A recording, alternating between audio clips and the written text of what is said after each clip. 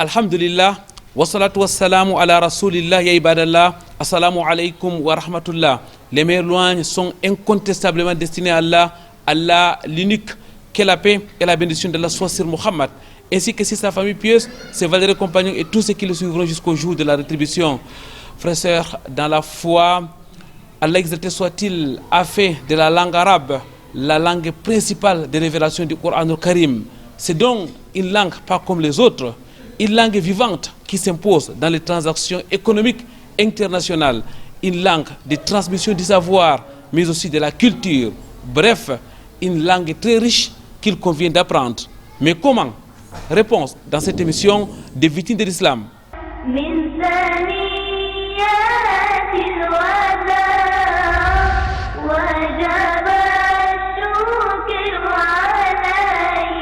Très chers téléspectateurs, mesdames, mesdemoiselles, messieurs, votre fidélité nous honore sur le canal d'International. Bienvenue sur ce plateau de votre émission Victime de l'Islam. Bienvenue à Yaoundé, la cité politique du Cameroun. Bienvenue précisément à l'Institut Ali Imran de Ngousso, où nous produisons cette émission. Comment apprendre la langue arabe? Ça sera l'objet de l'entretien de cette autre émission de Victime de l'Islam. Au-delà de l'entretien, votre rendez-vous islamique sur le canal d'International, c'est aussi au cœur de la société et la salmodie du Saint Al-Qur'an al-Karim. Pour commencer, quoi de meilleur donc que d'écouter, mais surtout de méditer la parole d'Allah, exalté soit-il.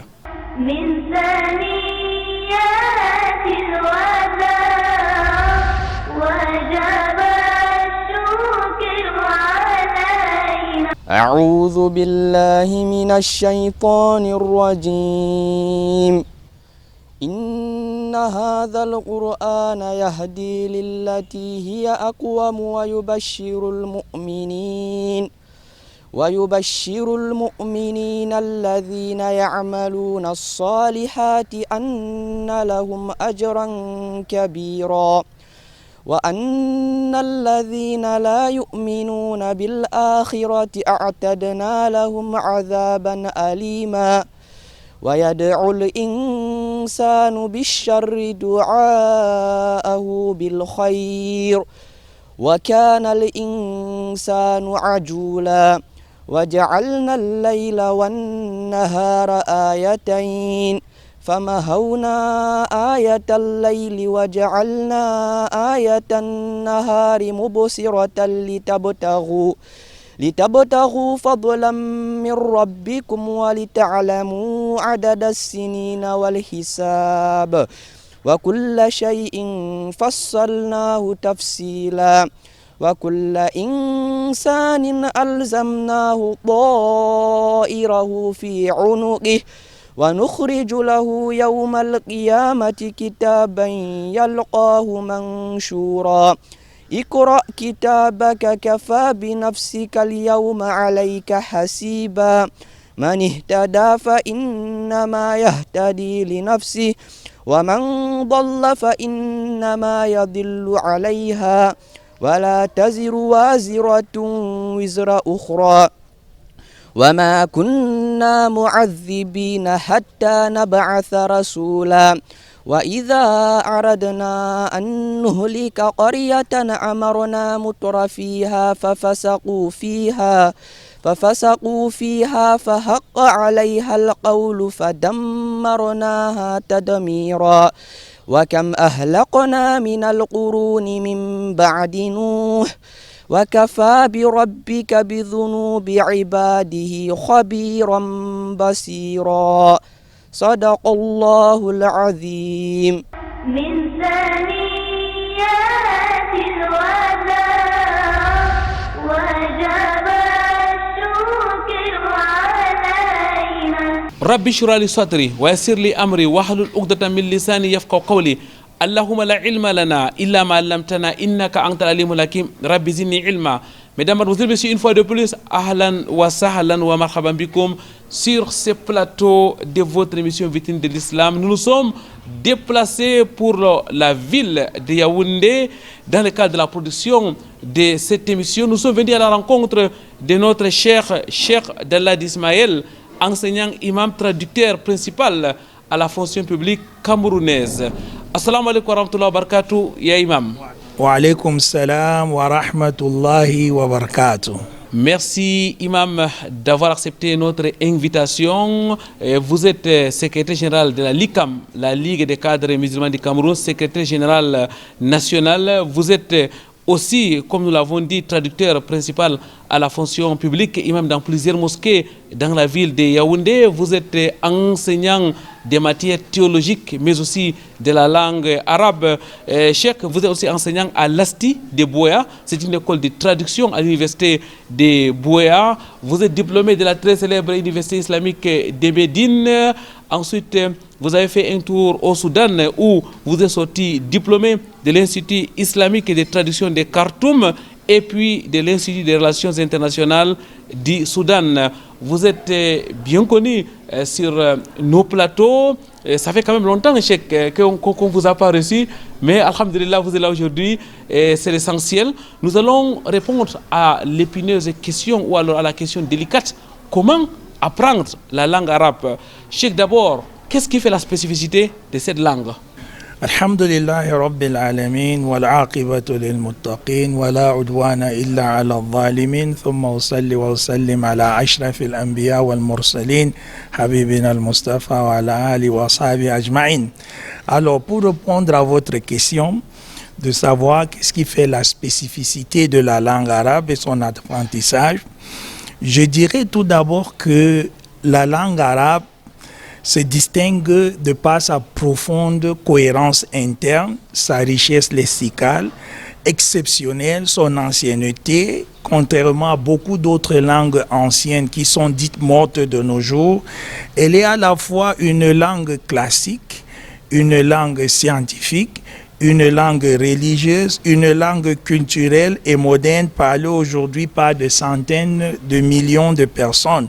D'ailleurs, le Coran lui-même met, n'est-ce pas, en lumière la clarté, la noblesse et la profondeur de la langue arabe lorsqu'Allah Azza wa Jal dit « Nanzalnahu Qur'anan Arabiyyan la'allakum ta'qiloun » Nous avons fait descendre un Coran en langue arabe afin que vous puissiez raisonner. Apprendre l'arabe nous permet, n'est-ce pas, d'accéder directement à une civilisation millénaire, à des sources scientifico-religieuses rares, mais aussi à des opportunités contemporaines. C'est une langue qui est d'autant plus riche qu'elle se distingue de par un ensemble de choses. Je ne vais citer que deux. D'aucuns l'appellent l'Orat al-Bab, qui est, n'est-ce pas, une lettre qui n'existe pas dans les autres langues. Moi, j'aurais même souhaité ajouter l'Orat al-Sad, qui est, n'est-ce pas, une prononciation que seuls les Arabes ou les arabophones aguerris maîtrisent. Ensuite, il faudrait dire que la langue arabe, Allah le dit bilisani arabi al-mubin, dans une langue assez claire. C'est une langue du passé, c'est une langue d'aujourd'hui et c'est une langue de l'avenir. Non, pour ne dire que ça, déjà pour son importance. Une langue unique, vous l'avez dit, Cheikh d'Allah d'Ismaël, la langue du prophète Mohammed sallallahu alayhi wa sallam, la langue de révélation du Coran al-Karim, mais aujourd'hui la langue des transactions économiques de par le monde. À vous écouter, ses mérites sont innombrables. Effectivement, ses mérites sont innombrables. Elle se distingue de par ses spécificités. Remarquez avec moi que de prime abord, la langue arabe a 28 lettres et que la langue arabe s'écrit de la droite vers la gauche, contrairement aux langues latines, ce qui est déjà une différence avec les autres. Ensuite, c'est une langue qui est d'autant plus facile, mais il faut connaître d'abord ses spécificités. C'est une langue cursive, c'est-à-dire que les lettres changent de position en fonction, n'est-ce pas, de leur position dans une lettre, ce qui la rend un peu spéciale. Et de l'autre côté, nous avons, n'est-ce pas, le fait qu'elle est fonctionnelle. Rien n'est arrêté, c'est au fût, c'est-à-dire c'est dans la phrase que vous savez quelles pourraient être, n'est-ce pas, les terminaisons de certains mots selon leur position et selon leur fonction. Alors, pour l'apprendre, la première des choses qu'on peut, n'est-ce pas, donner, c'est que il faudra avoir une très bonne intention pour l'apprendre. Il faudrait une dose de courage et de persévérance. Il faudrait une très bonne méthodologie, un apprentissage progressif, n'est-ce pas, de l'alphabet. Maîtriser le système phonétique et phonatoire. Avant de maîtriser la calligraphie, certains font souvent des erreurs pensant qu'il serait mieux de maîtriser la calligraphie avant de maîtriser le système phonétique et phonatoire. Avoir une routine en matière de lecture et même aussi d'écoute. Et ensuite chercher le secours d'Allah. Allah ne dit-il pas wa qur rabbi zidni ilma, ô Seigneur, accrois-moi en connaissance. Bref, voilà les petites astuces qu'on peut utiliser de prime abord pour, n'est-ce pas, emprunter le chemin de l'apprentissage de la langue arabe. La langue arabe, c'est une langue vivante qui a son écriture, une langue de 28 consonnes. Vous l'avez rappelé, Cheikh Dalladi Ismaël. Comment donc un débutant doit-il aborder pour mieux maîtriser et la phonétique et les autres aspects qui sont spécifiques à cette langue? Alors, la première des choses, c'est d'abord avoir une bonne écoute.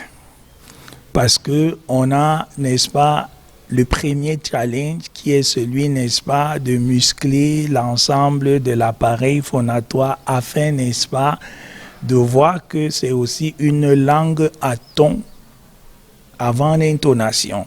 Alors, première des choses, la prononciation. Ensuite, après la prononciation, on peut passer, n'est-ce pas, au niveau de la calligraphie. Ensuite, construire son vocabulaire. Après avoir construit son vocabulaire, se diriger maintenant vers ce qu'on appelle, n'est-ce pas, la production langagère. Et plus tard, n'est-ce pas, aller vers l'écriture. Pourquoi? Parce que en fait, c'est une langue. Et vous savez, je veux même le dire, ce n'est pas qu'en langue arabe, avec toutes les langues, on commence généralement par l'écoute. C'est pour ça que le bébé, il va écouter, il va émettre des sons inaudibles, ensuite ce seront des sons, bien, ensuite ce sera des mots, et après les mots, on va maintenant passer, n'est-ce pas, au niveau de la production langagère.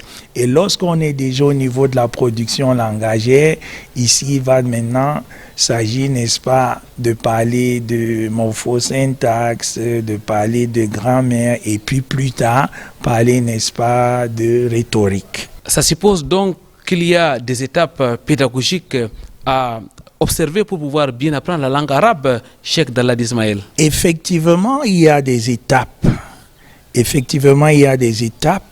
Alors, lorsqu'on va commencer au niveau des graphes ou des graphismes, la première étape, c'est d'abord bien prononcer. La deuxième étape, c'est différencier. La troisième étape, c'est une maîtrise des faux amis. Vous savez, on peut avoir ta'un, qui sera une lettre qui est bilabiodentale, alors qu'on a pa'un, qui est une lettre buccale. Il faut faire la différence. Ensuite, on pourra avoir des lettres comme qafun, kafun et kha'un. Il faut déjà faire cette différence. Ensuite, les mettre ensemble. Puis, deuxième étape, ce sera, n'est-ce pas, après avoir bien écouté, faire la différence, ce sera l'étape de la prononciation. Après la prononciation, ce sera, n'est-ce pas, la construction de ce qu'on appelle son bagage langagier ou vocabulaire. C'est après cela qu'on passe maintenant à l'étape de l'écriture. Et lorsqu'on est déjà à l'étape de l'écriture, vous verrez que ça nous lance déjà dans la langue en elle-même. Il va falloir faire face à ce qu'on appelle le nahou. Il va falloir faire face à ce qu'on appelle le sarf ou encore la balagha. Certainement, nos téléspectateurs se demandent c'est quel type de langue comme ça. Est-ce le chinois? Cheikh Dalladi Ismaël, quand on vous écoute, on a l'impression que c'est trop compliqué d'apprendre la langue arabe. Comme le dit Malik dans son Alfiya, qui est un recueil poétique de la langue arabe, il dit la nas'alan nasab, nous allons rendre ce qui est compliqué simple. Alors, lorsqu'on parle de nahou, il faudrait savoir qu'il s'agit ici de syntaxe. Et lorsqu'on parle de sarf, il s'agit de morphosyntaxe. Et lorsqu'on parle de balagha, il s'agit ici, n'est-ce pas, de la rhétorique ou alors la stylistique. Alors, lorsqu'il s'agit du nahou, le nahou a pour objet d'étude, n'est-ce pas, le mot dans la phrase, son analyse, les désinences. Par exemple, on va parler de mubtada pour parler du sujet ou encore du khabar pour parler du prédicat. Mais lorsque nous parlons du sarf, ici il s'agit de la morphosyntaxe qui est, n'est-ce pas, le comportement du mot envers lui-même, les dérivations et aussi, n'est-ce pas, on va parler, n'est-ce pas, de morphème, polysème, etc. Ici, en fait, c'est comment se comporte le mot. Alors, on nous dira que dans toutes les langues, un mot, il est composé d'une racine, il peut avoir un préfixe ou alors un suffixe, et dans certaines langues, on va parler d'un fixe. Mais quant au balagha, ici, c'est la partie de la langue qui s'occupe, n'est-ce pas, de l'art de bien parler, de la rhétorique. Et ici, il est généralement divisé en trois. On va parler du ilm al-ma'ani qui est la pragmatique ou alors ce qu'on appelle la syntaxe stylistique. On a le ilm al-bayan qui est, n'est-ce pas, les figures de style. Et puis on a le ilm al-badi qui est, n'est-ce pas, les procédés ornementaux. On aura la littération, on aura l'antithèse, etc., etc. Vous avez parlé là des matières clés de la langue arabe. Les étudiants en langue arabe connaissent bien les nahou, les sarfou, ainsi que les balanga, qui constituent un casse-tête chinois pour beaucoup d'étudiants. Vous, en tant qu'enseignant, que dites-vous à tous nos étudiants qui effectivement trouvent ces matières-là très compliquées? Alors, je vais commencer par dire que lorsqu'il s'agit de la syntaxe, la morphosyntaxe et de la stylistique, que ce soit dans la langue de Vaugelas, ou encore celle de Shakespeare, ou n'importe quelle langue, c'est un peu du domaine du réservé à une certaine catégorie de personnes. Parce qu'on peut parler une langue, mais on ne s'occupe pas, n'est-ce pas, de l'étude des différents compartiments ou domaines. Alors, pour ce qui est du Coran, je vais dire qu'il ne faudrait pas qu'on se limite au fait que ce soit un casse-tête. Je vais d'abord annoncer à ces derniers, n'est-ce pas, la bonne nouvelle. Allah dit وَلَقَدْ يَسَّرْنَا الْقُرْآنَ لِلذِّكْرِ فَهَلْ مِن مُدَّكِّرٍ, qui montre que nous avons certes rendu le Coran facile. Y a-t-il, n'est-ce pas, des gens pour méditer ou pour réfléchir? Ça montre qu'effectivement, parmi, n'est-ce pas, les Hijaz, je vais dire, le miracle, n'est-ce pas, de cette langue qui semble fermée, elle n'est pas autant fermée que cela se dit. Donc, qu'est-ce que je leur donne comme conseil pour faire court? Première des choses, commencer, n'est-ce pas, par les règles de base, l'apprentissage par les règles de base utiles à la communication. Deuxième des choses, relier, n'est-ce pas, la théorie à des phases concrètes. Troisième des choses, aller crescendo, avancer par étapes. Quatrième des choses, c'est, n'est-ce pas, chercher le secours d'Allah Azza wa Jal. Je pense que si on respecte ces étapes, on pourra, n'est-ce pas, surmonter ce casse-tête chinois. Barakallahu fikoum ya Cheikh, qu'Allah vous récompense. Mesdames, Mademoiselles, Messieurs, nous allons marquer une courte pause et nous allons vous rejoindre chez vous, autour de vous, au cœur de la société.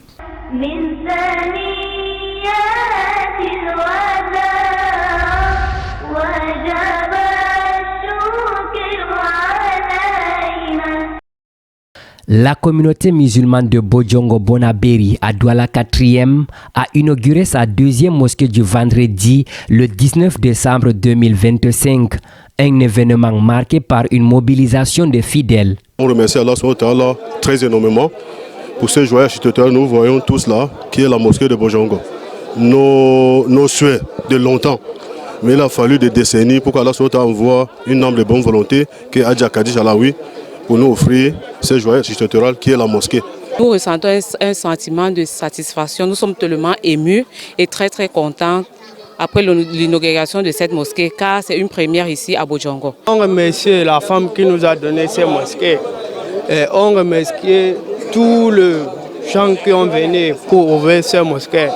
D'une capacité de plus de 200 places, l'édifice a été financé par African Development Foundation sur un terrain offert par une bienfaitrice, un geste à forte portée spirituelle et communautaire. Mon sentiment est inestimable. Je n'ai pas de mesure à le faire. C'est juste une pensée dans mon cœur que j'ai mûri. J'ai vécu beaucoup de choses dans ce pays. 39 ans Et Allah subhanahu wa ta'ala m'a aidé, m'a sauvé dans beaucoup de choses. On est bien satisfait parce que la mosquée est finie et alhamdulillah on a inauguré et que toute la communauté de Douala est présente et ça là, ça nous va droit au cœur. On est très content de la présence de toute la communauté ici. La cérémonie s'est déroulée sous le signe de la paix, de la cohésion sociale et du vivre ensemble en présence des autorités administratives et traditionnelles sous la présidence de Sa Majesté Aboubakar Bako, président du Conseil de chefs traditionnels musulmans du littoral et du sud-ouest. Les responsables désignés ont été invités à œuvrer dans le respect des principes islamiques et les lois de la République. La mosquée, ce n'est pas un lieu de tribalisme. On doit développer les tribalismes et les querelles inutiles. On doit rester des fidèles, des frères, comme Allah dit dans le Saint-Coran. Innamal mu'minuna ikhwa. Les fidèles, ils sont que des frères. Le prophète sallallahu alayhi wa sallam a dit Al-Muslim akhul muslim. Un musulman, c'est l'autre musulman, c'est ton frère. Nous avons une digne sœur de la communauté musulmane qui était détentrice d'un lopin de terre dans le quartier. Alors que les musulmans étaient en train de prier partout sur des vérandas dans ce grand quartier, elle est venue avec cette idée grandiose de vouloir, n'est-ce pas, mettre sur pied une mosquée dans le quartier. L'organisation porteuse du projet African Development Foundation œuvre pour le développement des infrastructures au sein de la communauté musulmane et annonce, Inch'Allah, l'inauguration de nouvelles mosquées du vendredi à Douala dans les mois à venir.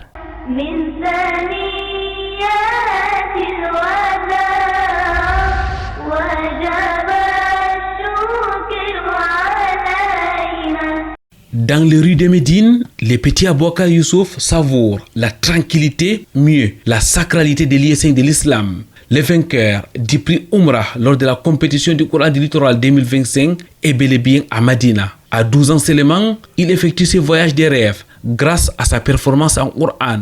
Alhamdulillah, je suis à Médine. J'ai prié dans la mosquée du prophète et j'ai lu le Coran devant les imams. Il est quitté de l'aéroport international de Douala le 12 décembre 2025. Avec lui, Cheikh Zakaria Ondouti, président de la commission régionale chargée d'organiser les compétitions du Coran dans le littoral. Nous sommes bien arrivés à Médine ensemble avec l'enfant Aboubakar Youssouf. L'enfant a pu visiter la mosquée du prophète. Il a révisé le Coran avec des savants. L'étape de Médine est caractérisée par la visite de la mosquée du prophète Mohammed, un lieu emblématique et historique pour la communauté musulmane, lieu de prière, mais aussi d'enseignement. Ici, plusieurs cercles du Coran sont dirigés par des savants. هم الذين يقولون لا تنفقوا على من عند رسول الله حتى ينفضوا ولله خزائن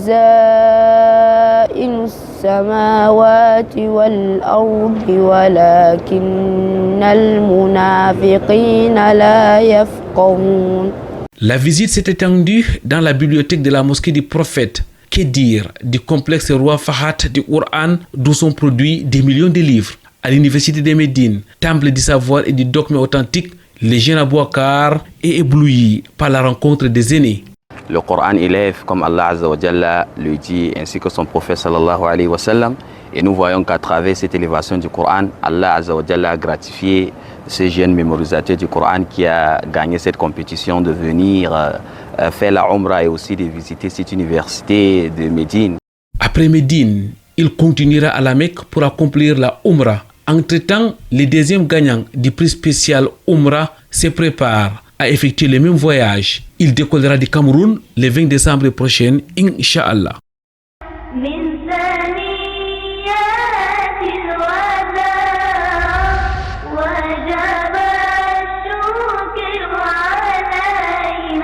Du cœur de la société, nous rentrons sur ce plateau. Nous sommes à l'Institut Ali Imran, mesdames, mademoiselles, messieurs. Nous sommes à Yaoundé, précisément au quartier Ngousso. Nous continuons à parler de la langue arabe. Comment apprendre la langue arabe? Avec notre invité Cheikh Dalladi Ismaël, nous essayons de donner quelques éléments de réponse. Cheikh Dalladi Ismaël, la langue arabe est une langue complexe, c'est une langue très riche, certainement une langue qui nécessite beaucoup d'efforts et du temps pour une bonne maîtrise. Tout à fait, ça a besoin du temps, ça a besoin de méthodes. Il faut privilégier, n'est-ce pas, le développement de la production langagière ou alors de l'expression orale, mais aussi de l'écoute. D'ailleurs, pour parler couramment une langue, vous le savez, il faut vivre la langue, si on peut le dire ainsi. Alors, tout apprentissage de langue ne peut pas nier que l'immersion est un problème fondamental.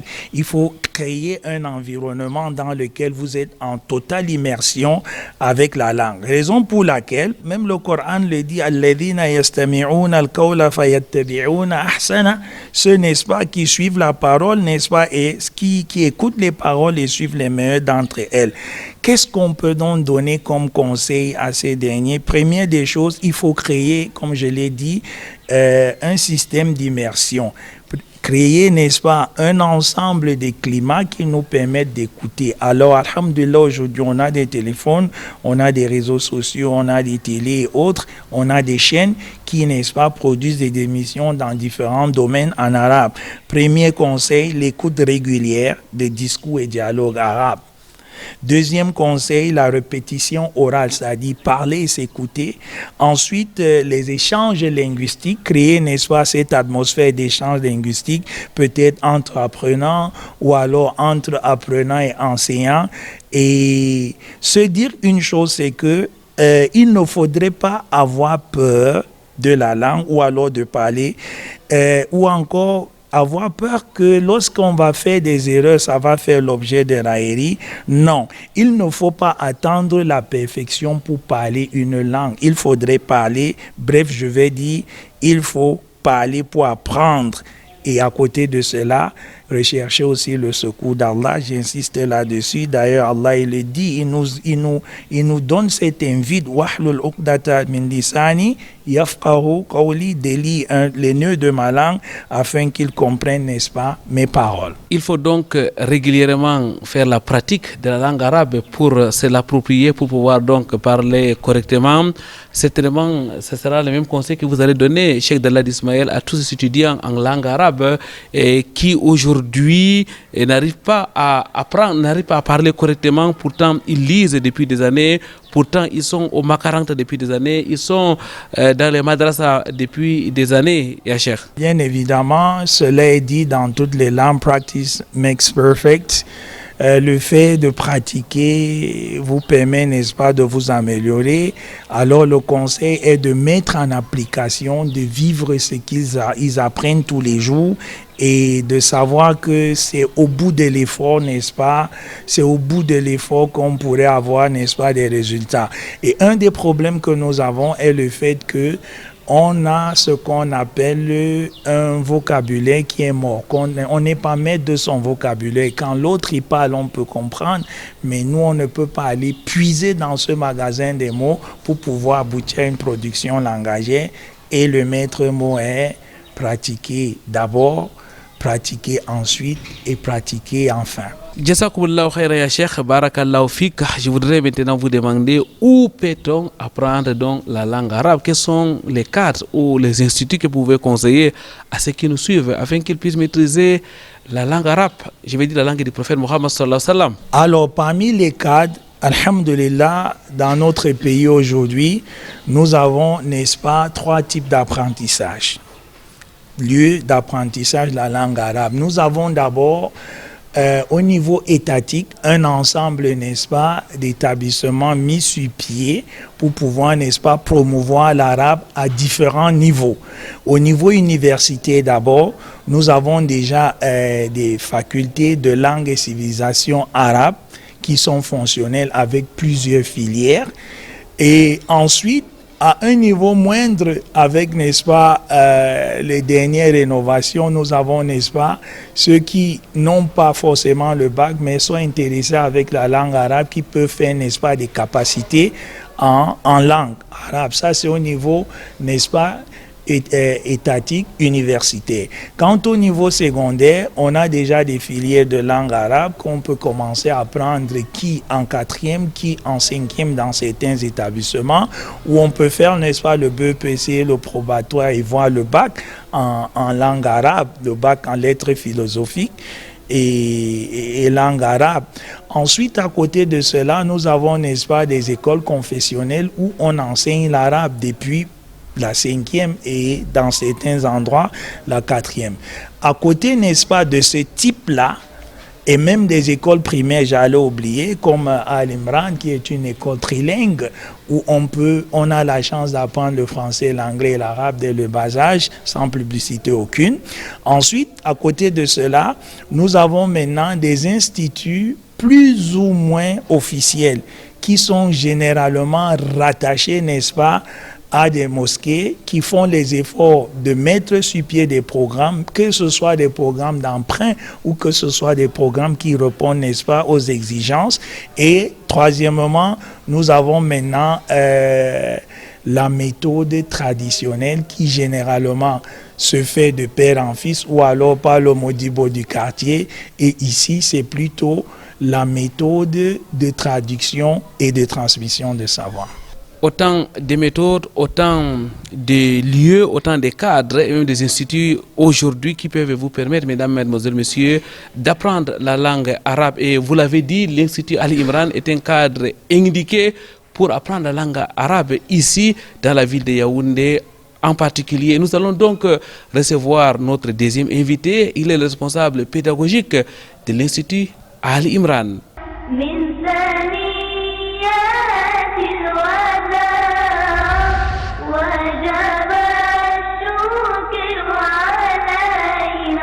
L'arrondissement de Douala 5e s'enrichit d'une nouvelle mosquée de vendredi. Le 12 décembre dernier, les fidèles musulmans sont venus en centaines assistant à la toute première prière de vendredi. Pour cette ouverture solennelle de la mosquée Ikora, l'imam du jour est revenu sur l'importance de la prière de vendredi. Nous sommes très contents parce que l'histoire de ce quartier, c'est moi, Aïn Dabi, qui a commencé imam dans ce quartier en 1989 au Carrefour Maçon. À l'époque, en 1989, il n'y avait même pas de mosquée dans ce quartier. Nous prions au Carrefour Maçon, rien que le dimanche, la prière de 18h. Mais je vois aujourd'hui, en l'an 2025, voilà comment le quartier est devenu. Vraiment, je suis très très content, vraiment, ça me fait pleurer même. À cette ouverture solennelle, plusieurs chefs, imams et élites ont répondu présents. Ils sont venus saluer cette initiative de la Fondation Ikora, capable de contenir 1500 fidèles. C'est une œuvre qui, par la grâce d'Allah, a vu l'aboutissement, ou je ne dirais pas la continuation de notre frère Aladji Ibrahim, qui a bien eu l'initiative de transformer un projet qu'il avait en un complexe islamique. On remercie Allah subhanahu wa ta'ala qui nous a facilité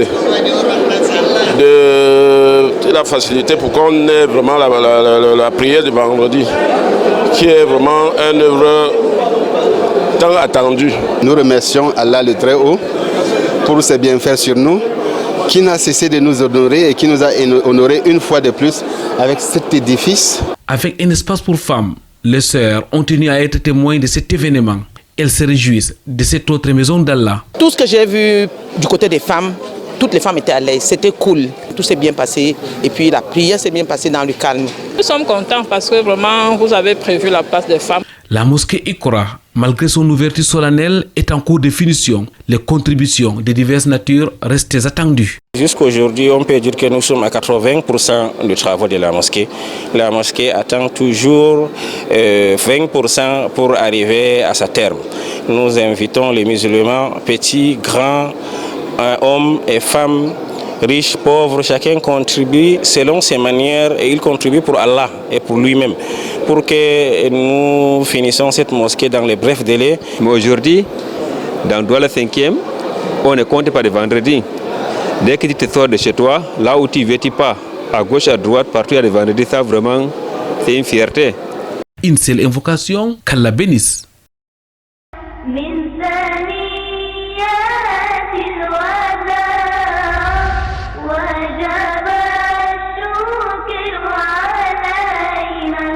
un nouveau visage à la tête de la coordination régionale de la Ligue des cadres musulmans du Cameroun. C'était lors de l'Assemblée générale ordinaire tenue le 14 décembre dans un hôtel de la place. Docteur ingénieur Bachir Yaouba est désigné par la Choura, coordonnateur régional du littoral, et Khalid Mama, secrétaire général. La Choura, ou organe consultatif, elle-même, constituée une semaine plus tôt. Alhamdulillah, le candidat qu'Allah a choisi, c'est l'ingénieur Dr Bachirou Yaouba. Nous acceptons cette sentence. Ça veut dire que être coordonnateur, c'est d'abord c'est un serviteur. L'ancien vice-coordonnateur remplace ainsi Yende Salifou après 6 bonnes années à la tête de cette branche régionale. Au cours de cette AGO, le secrétaire général Ousmane Djidda n'a pas manqué d'évoquer le bilan du dernier mandat. Nous retenons de ce mandat que la LICAM a organisé des conférences pratiques, notamment sur l'intelligence artificielle en 2024 et également la formation sur l'entrepreneuriat social. Question de familiariser les membres avec les outils de l'heure. La LICAM a également organisé des rencontres mensuelles. Cette rencontre était aussi marquée par une grande conférence, Prévenir les dérives, était le thème de réflexion des 2 principaux intervenants. Cheikh Sangouma Mawalou et Ibrahim Ousmane ont édifié l'assistance sur les différentes dérives et surtout les mesures préventives. La dérive numérique est très liée à la dérive économique en réalité. Et c'est pour ça que je dis qu'il y a une lecture économique de la société aussi qui ne marche pas. Les sociétés ont transacté dans leur empire pendant un bon bout sur des produits de base. Il fallait une assise réfléchie, orientée pour réduire les dérives en présentant l'islam comme ce projet pour sauver l'humanité. Les membres de la LICAM, présents en grand nombre, ont exprimé leur satisfaction. I'm so happy to be part of this great National Assembly. I encourage others to join us, to join us so that we can promote Islam. Ça s'est bien passé, alhamdulillah. Nous prions Allah de faciliter à la nouvelle équipe, voilà, et d'impliquer de plus en plus les sœurs. Désormais, Dr Bachir Yaouba et Khalid Mama ont la lourde responsabilité de conduire les cadres musulmans du littoral. Ils auront sans doute l'appui des autres membres pour une action collective donc plus efficace.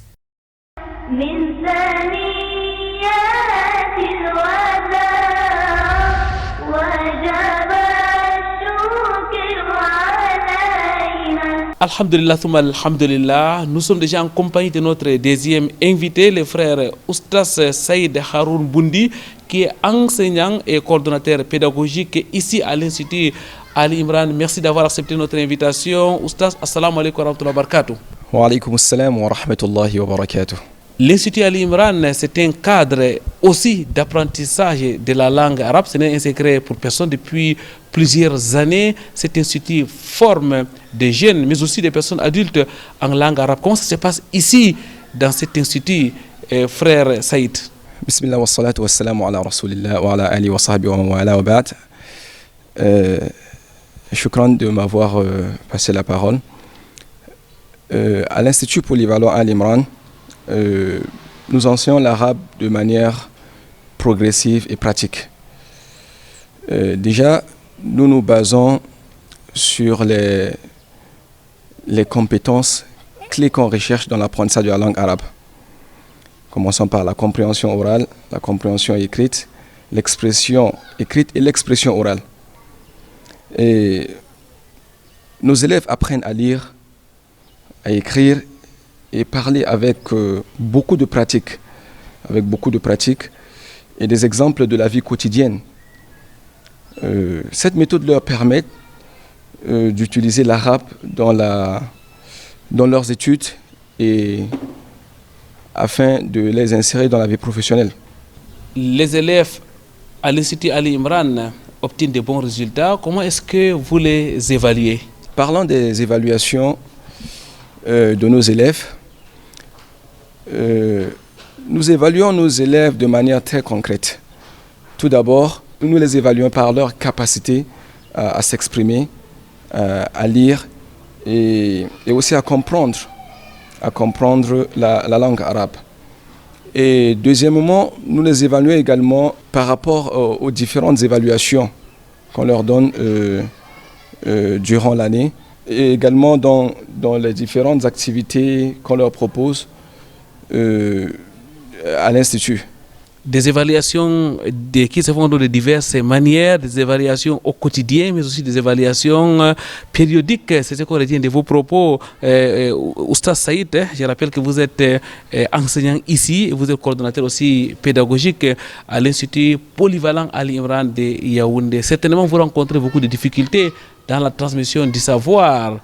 Quels sont les problèmes que vous rencontrez au quotidien et quelles solutions envisagez-vous, alors où vous mettez-vous en pratique pour pouvoir surmonter cela?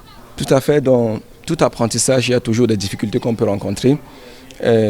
Du côté de l'Institut polyvalent Al Imran, dont je parle du groupe scolaire, du groupe scolaire puisque c'est bilingue, et la langue arabe intervient ici comme une troisième langue.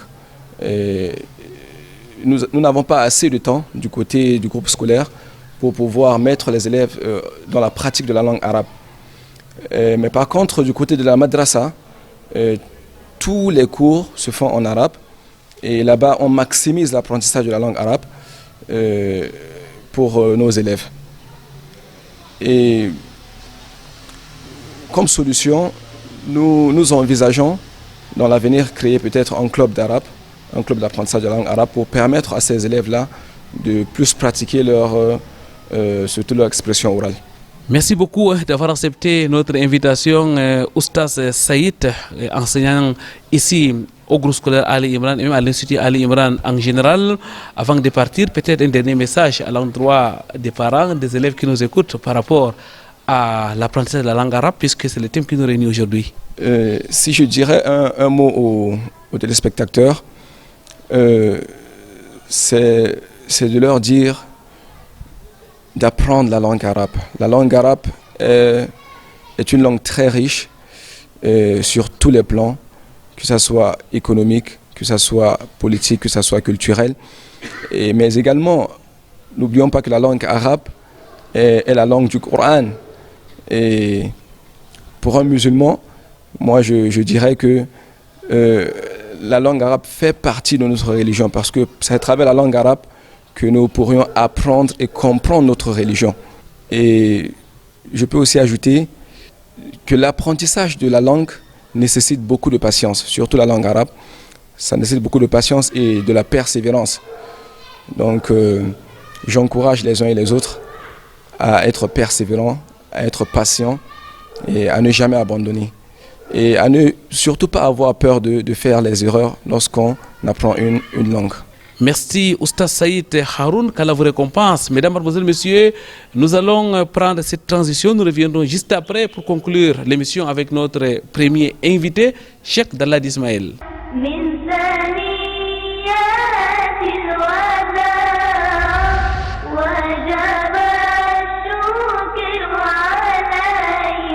C'est la suite de votre émission Victime de l'Islam. Mesdames, Mademoiselles, Messieurs, nous restons avec notre Cheikh Dallad Ismaël. Après avoir donc remercié Oustaz Saïd Haroun Boundi, coordonnateur pédagogique de l'Institut Ali Imran. C'est un cadre indiqué, vous l'avez dit, pour pouvoir apprendre la langue arabe dès le bas âge. Cheikh Dallad Ismaël, avant de prendre votre mot de fin, peut-être un mot sur les enseignements de la langue arabe à l'Institut Ali Imran et même dans les instituts ici dans la ville de Yaoundé. Est-ce que vous avez des conseils particuliers, des orientations particulières à donner à tous les parents qui nous suivent? Comme orientation, c'est dire aux parents de ne pas avoir peur d'envoyer leurs enfants. L'enseignement de la langue arabe au niveau de Yaoundé et des autres grandes villes du Cameroun, l'enseignement est effectif. Donc il ne faudrait pas avoir peur.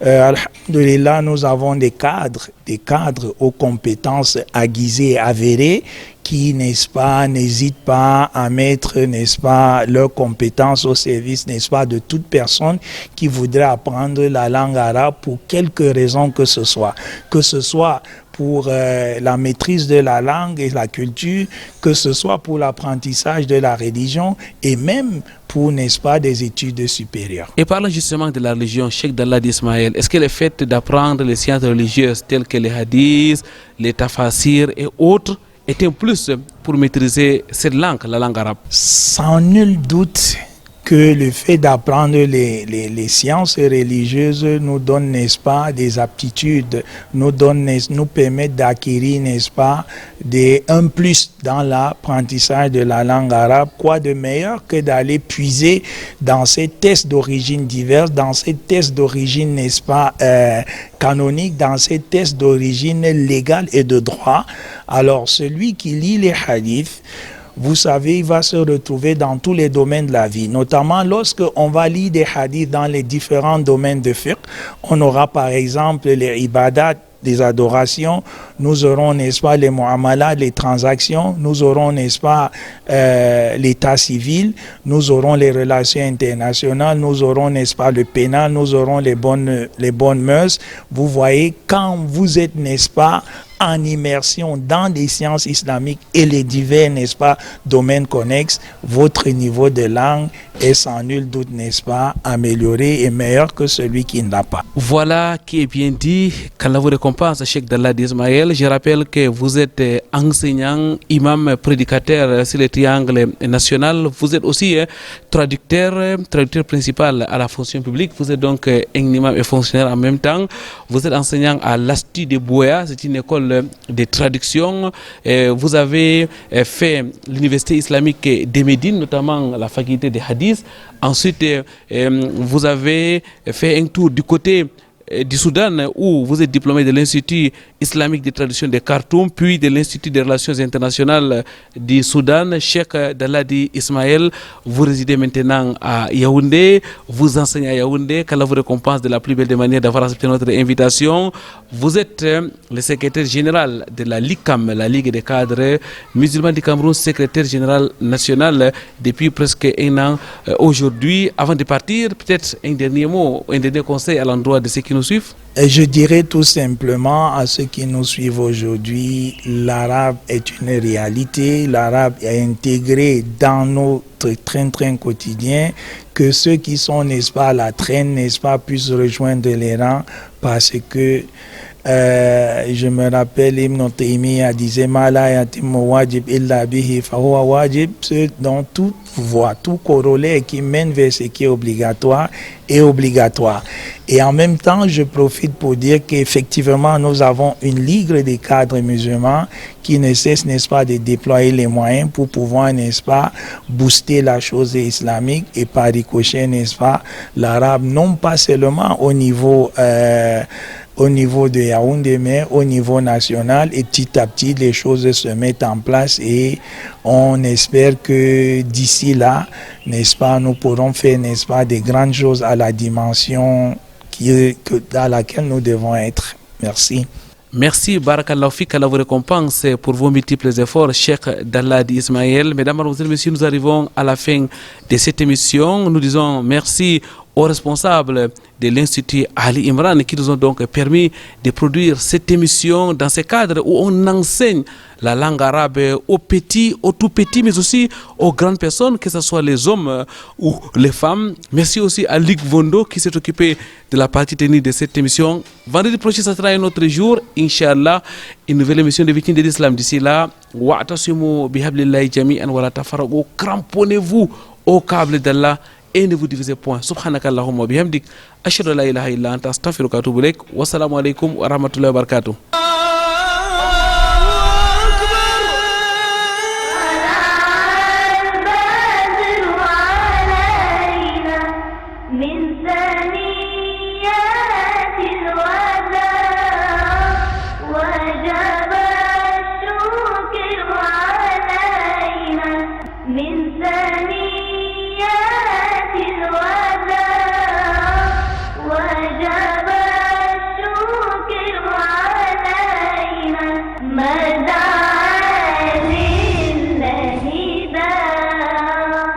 من